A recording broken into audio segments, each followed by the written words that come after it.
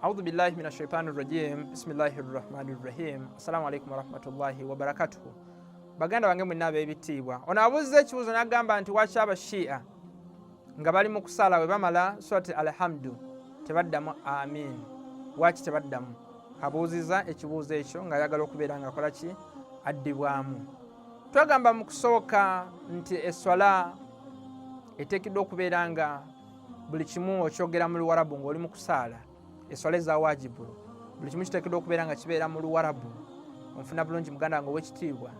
Ne tugamba n'okugamba nti ekigambo amin si kigambo kya luwarabu, wabula byebimu ebigambo ebyajja mu luwarabu nga mumanye, era kiringa wonaalaba oluganda nti ekigambo meza si kigambo kya luganda nekiva mu bawarabu, nfuna bulungi, nekiyingira mu luganda. Nolwekyo buli lulimi lubeera n'ebigambo bwe bityo. Nolwekyo tugambye nti eswala eteekeddwa okubeera nga ekola ki, esaalibwa mu lulimi luwarabu okuva weetandikira ku takbiratul ihram, ku takbiratul ihram paka kuki, paka ku salaamu. Buli kimu kiteekeddwa okubeera nga kibeera mu luwarabu. Nolwekyo yeyo ensonga esooka waki abashi'a amin.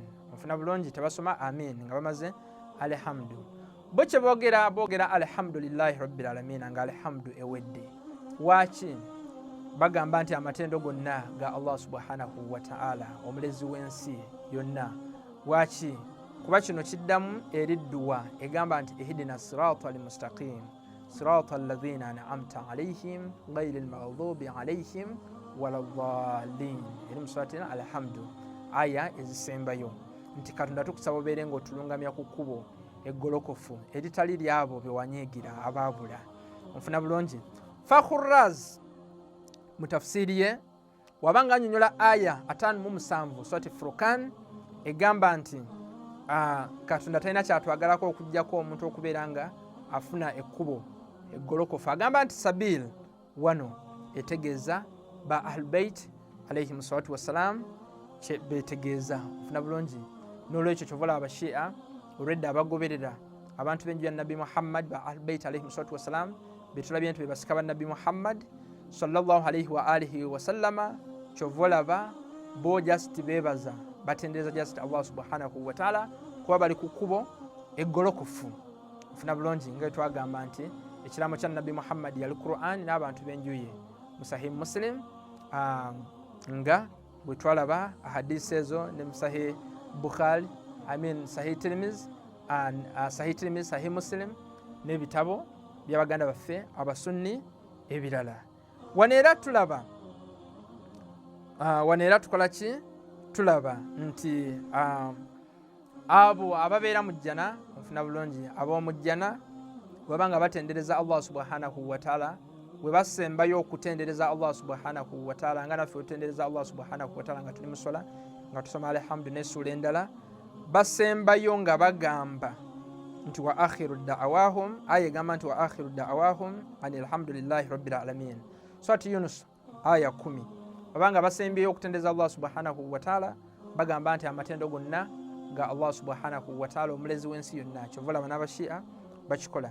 Nolwekyo singa amin kyekisembayo ng'omuntu ali mu kusoma nga ali mu kutendereza Allah subhanahu wa ta'ala, bandi badde bagamba amin naye ate tebakyogedde, boogedde alhamdulillahi rabbil alamin. Kyovola abashi'a nabo boogera bwe batyo. Mu bufunze nga we tugambye nti ekigambo amin si kya mu bawarabu wabula kigambo ekiva mu bahebri. Onfuna bulungi. Era wano tulaba ne mu Bayibuli ekitabo ekiyitibwa Nehemiya, ofuna bulungi, chapter y'omunana, like tugambe nga akanyiriri k'omukaaga. Ezra, onfuna bulungi, bamala okutendereza Allah subhanahu wa ta'ala n'abo baali bamugoberera baddamu olwekyo yali nkola yabali baganda baffe kiyaffe basiramu bakasubi abashi'a. Olwekyo okyogera zita eswalayo bane abasika ba Nabbi Muhammad sallallahu alayhi wa alihi wasallam bane basahaba bakola ki bakikola. Ebiri mu hadisi zino ezafunyiikibwa abantu okubeera nga